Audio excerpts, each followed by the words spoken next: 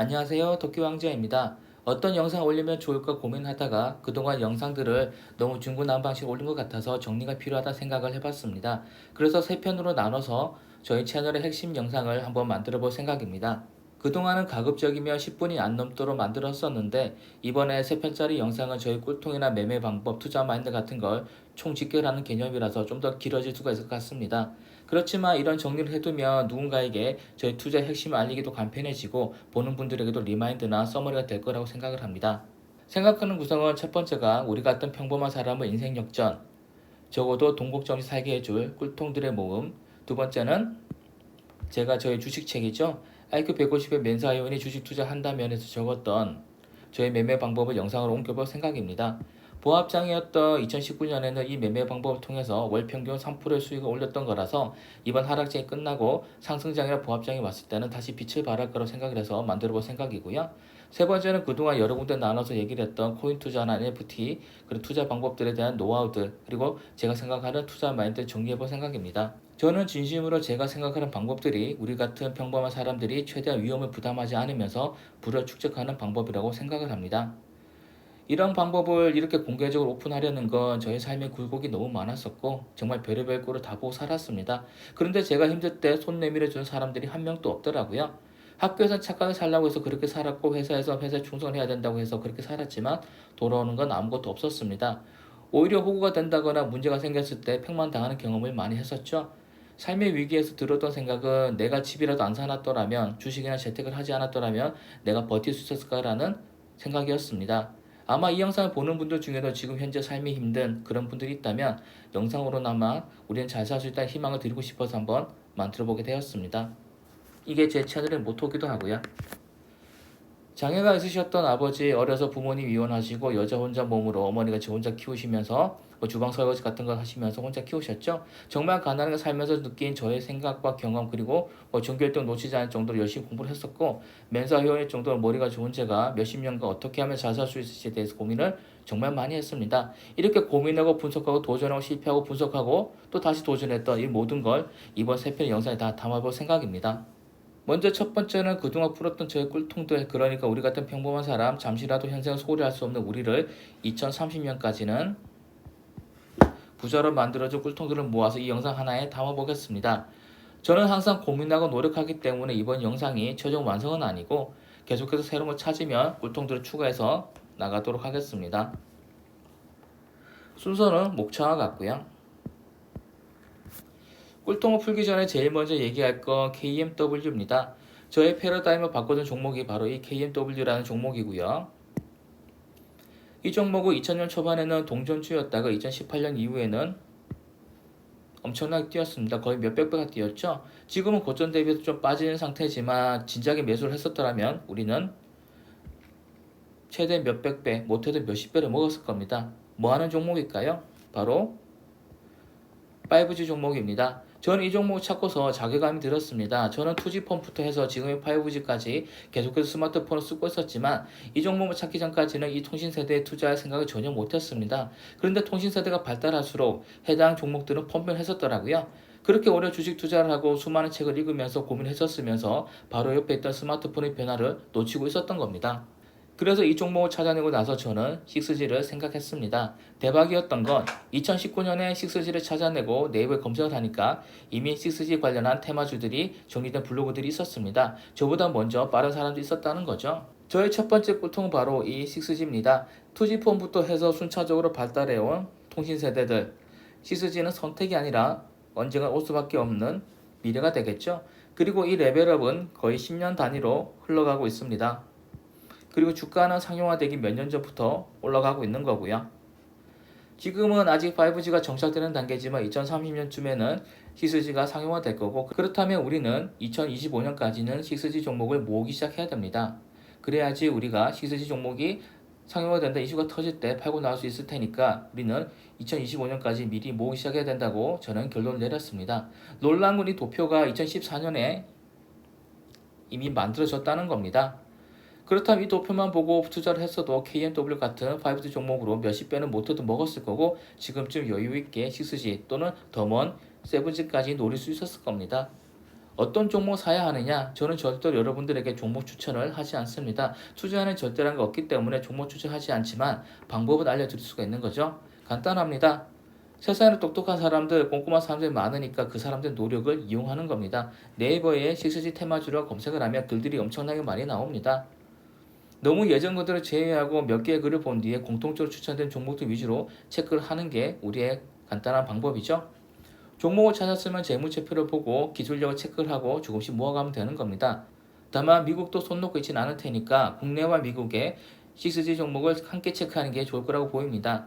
다른 사람들은 5%나 6%짜리 같은 적금을 들 때 우리는 이런 종목들을 모아가는 거죠. 다만 아직 미래 기술에 대한 선제적 투자니까 실적이 좋은 회사를 고르는 의미가 없습니다. 대신에 너무 적자가 커서 신규 자금 유입이 없으면 무너지지 않는지 그런 걱정이 되는 기업만 걸러낼 정도로만 체크를 하면 될 것 같습니다. 6G가 5G와의 제일 큰 차이점은 바로 위성을 사용하는 기술이라는 점입니다. 무슨 말일까요? 6G 시대에는 위성이 훨씬 더 보편화된다는 거죠. 그러면 우리는 위성 종목, 항공우주 종목에도 매수를 해야 된다는 결론이 나오게 됩니다. 이건 역시도 네이버에 검색을 해서 위성 테마주, 항공우주 테마주를 검색을 해서 사람들이 제일 관심 있는 종목들을 위주로 모아가는 거죠. 위성을 사용한다면 어떤 일이 벌어질까요? 바로 자율주행이 업그레이드 됩니다. 자율주행은 말 그대로 차량이 알아서 운전하는 거죠. 그래서 당연히 빠른 통신만 필요로 합니다. 그렇지만 단순히 빠르게만 해서는 안 될 기술에 보이는 거고요. 위성으로 전체를 내려다보면서 교통 상황을 파악해야 되지 않겠습니까? 우리가 영화 속에서나 보던 자율주행 기술은 6G 시대가 도래해야지만 완전하게 가능하다고 보는 게 맞는 거고요. 바꿔 말하면 지금의 자율주행을 퀀텀 점프를 할 기회가 아직 있다는 겁니다. 그 얘기는 자율주행 테마 역시도 우리가 모아갈 필요가 있다는 거죠. 그러면 이렇게 통신속도, 인터넷 속도가 빨라지면 어떤 세상을 꿈꿀 수 있을까요? 레디 플레이어 원 같은 영화에서 나오는 그런 메타버스 세상이 드디어 구현될 수 있게 된다고 보면 되는 겁니다. 지금부터 메타버스라는 게 있지만 아직 초보 단계일 뿐이고 희스지 시대가 와야지만 비로소 메타버스가 본격적으로 도입이 되겠죠. 이 얘기는 메타버스 지금 초입 단계니까 미리 사둘 필요가 있다는 겁니다. 이것도 네이버에 메타버스 테마를 검색을 하면 잘 정리가 되어 있습니다. 메타버스 중에서도 뭐 게임 쪽 기업에 투자를 할 건지 아니면 사이버 보안 쪽에 투자를 할 건지 아니면 VR 기기 쪽을 택할지 그런 것들은 뭐 본인 직접 선택하시면 되는 것 같고요. 메타버스에 대해서 추가로 설명을 하면 아직도 사람들은 메타버스 같은 게 무슨 돈이 되겠어 라고 생각을 합니다. 그런 분들을 위해서 몇 가지 예시를 들어드리면 이미 1년도 더 전에 개발된 내용들이지만 이미 메타버스 교회라는 게 있습니다. 독실한 신자라면 출장 가거나 주재원으로 발령이 난다면 자기가 다니던 교회에 메타버스에 매일 참석을 해서 11조를 내지 않겠습니까? 모델 와서 짓고 허문에도 돈이 들어갑니다. 그런데 이런 식으로 메타버스로 모델 와서 이미 구현한 곳이 있죠. 의대생들의 해부형 시체를 메타버스 구현하는 곳도 있는 거고요. 이처럼 얼마든지 응용 분야가 많은 곳인 만큼 성장 가능성은 충분히 있다고 봅니다. 그리고 이 얘기는 메타버스 세상에서 당연히 실물 앞에는 쓰이지 않는다는 겁니다. 그 얘기는 코인이 쓰인다는 거고 그 얘기는 메타버스 세상에 온다면 코인 쪽도 더 성장할 거라고 보는 거죠. 코인이나 NFT는 세 번째 영상 정도에서 다뤄보도록 하겠습니다. 그러면 우리는 벌써 4가지 무기를 찾았습니다. 기스지, 자율주행, 메타버스 그리고 위성, 항공우주 산업이 있었죠. 사실 이것만으로도 저는 우리가 부자가 될 수 있다고 생각을 하지만 무기는 많을수록 좋겠죠. 다음으로 생각해본 게 바로 전염병 테마주입니다. 정말 신기하게도 90년대까지는 특별한 전염병이 없었는데 2000년대를 지나면서 우리는 전 세계적인 전염병에 주기적으로 시달리고 있습니다. 사스라거나 신종플루라거나 메르스라거나 지금의 코로나 같은 이런 세계적인 전염병들이 거의 평균 내면 5년마다 하나씩 전염병이 오고 있는 거죠. 저는 2019년 12월에 뉴스를 보면서 이미 코로나를 알고 있었습니다. 리스닝 연습을 하기 위해서 CNN 같은 걸 보는데 기자들이 난리를 치더라고요. 전염성이 강했고 공기 감염이었죠. 그리고 미국에도 엄청나게 퍼져버립니다. 충분히 예상할 수 있는 거였죠. 그리고 미국 마스크 주식이 일주일 만에 40배가 뛰었습니다. 저는 이 종목은 폭등하는 다음 주에야 차단됐던 거죠. 충분히 미국에도 코로나가 퍼질 거를 알고 있었는데 예상할 수 있었는데 마스크 주식을 일주일 늦게 찾아버렸습니다. 며칠만 일찍 찾았더라도 40배는 못 먹었더라도 20배 정도는 먹었겠죠. 하지만 괜찮습니다. 다음 팬데믹 때 우리가 그걸 먹으면 될 테니까요. 다음번에 코로나 같은 게 생기면 백신 회사와 마스크 종목에 투자를 하는 꿀통을 우리는 찾아둔 겁니다. 저는 테마주 매매를 위험하게 보지만 테마주만큼 사람들을 꼬시는 게 없죠. 그런데 이런 테마가 돌고 돈다는 걸 모르는 사람들이 정말 많습니다. 2007년쯤에도 친환경을 내세우면서 태양광이 풍력이라는 종목들이 급등을 했습니다. 동양제철화학, 그러니까 지금의 OCI나 유리사 같은 종목들이 급등을 했었죠. 여기도 그런 내용이 나와 있는 거고요. 그리고 문재인 정부 들어오고 나서 태양광이 다시 떴습니다. 그리고 그 사이에는 중국 주식 중에 태양광 종목이 뜬 적도 있는 거고요. 바꿔 말하면 이제는 태양광 시대라고 했던 뉴스들이 몇 년 단위로 주기적으로 반복되고 있다는 겁니다. 제가 생각한 건 정부 정책입니다. 불행인지 다행인지 우리나라 정치는 보수와 진보로 명확하게 나뉘어져 있습니다.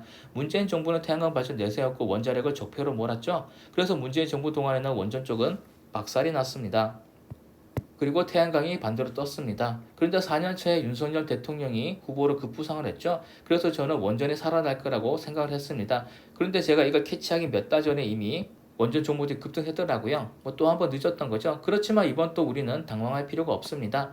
윤석열 정부 들어와서 원전이 살아나고 있는데 이 얘기는 태양광은 폭망 중이라는 겁니다. 그리고 4년 뒤에 윤석열 정부의 지지도를 보는 거죠. 지지율이 높지 않아서 정권 교체 가능성이 크다? 그러면 우리는 태양광 쪽에 돈을 넣어야 합니다. 민주당이 집권할 때 뭐라고 할까요? 당연히 윤석열 정부의 정책을 까겠죠. 그러면 원전 쪽도 깔 수밖에 없습니다. 그러면 반대 업종인 태양광이 다시 살아나겠죠. 우리는 윤석열 정부 4년차 초기에 태양광 샀다가 태양광 타마가 불어오면 고점이 활고 튀는 겁니다. 21년도 기사를 보면 지지율이 비슷하죠. 그렇다면 적어도 원전 테마적 반등한 기미를 보일 수 있었다는 겁니다.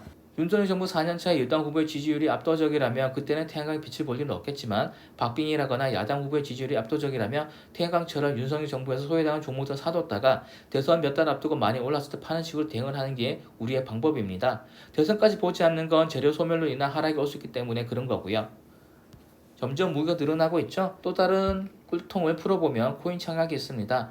직접적으로 코인 청약을 하는 방법은 이미 제 채널에 올려놨었고요.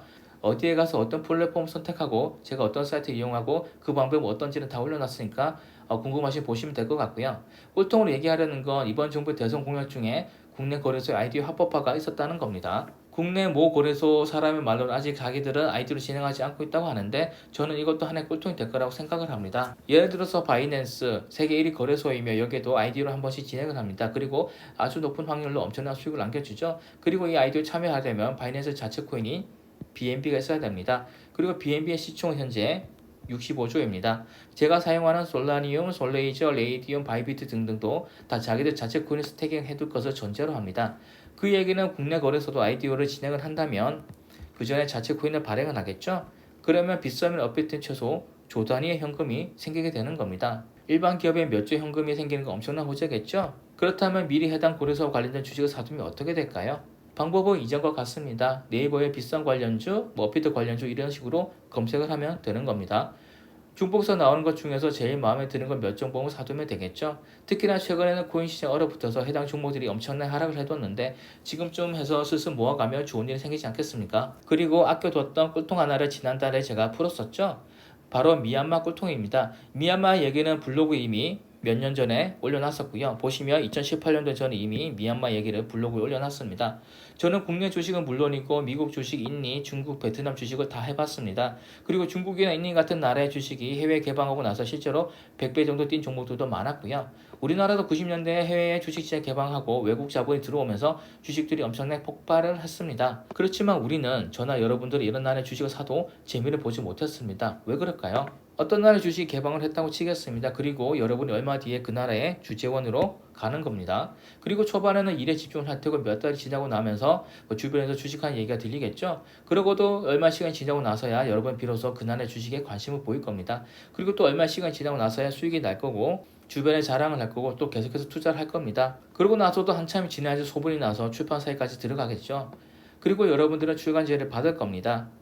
그러면 바로 책이 나오겠습니까? 아니죠. 책을 쓰려고 마음 먹었다 해도 몇 달은 걸릴 겁니다. 그리고 책이 나오고 나서 저 같은 사람들이 서점에서 그 책을 사보기까지 또 시간이 걸리겠죠. 사보고 나서도 어느 정도 시간이 지나고 나서야 비로소 그 나라의 주식을 사겠죠. 그러면 이 과정에서 그 나라의 주식이 개방을 하고 한국의 독자가 그걸 읽어보고 주식 투자를 결심하기까지 얼마나 많은 시간이 지나겠습니까? 못해도 3년은 넘게 지날 거라고 저는 보고 있습니다.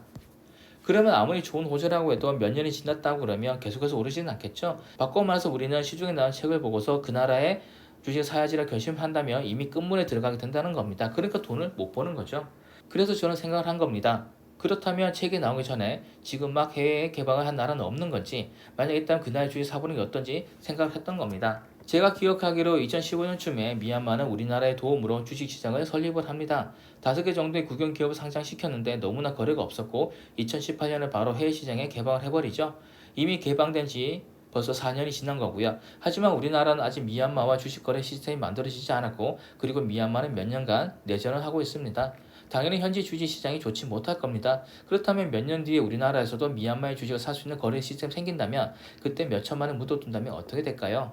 그러면 다른 나라, 그러니까 외국인들이 이미 샀지 않나라고 물을 수도 있는데 오히려 외국인들 산 게 좋은 거죠. 미얀마 주식 중에서 외인들이 많이 산 종목이 좋은 종목일 거란 얘기니까 우리는 고민할 것도 없이 외인 비중이 높은 종목 순으로 5종목 정도 우리의 재산을 묻어두면 될 겁니다. 어려울 게 전혀 없죠.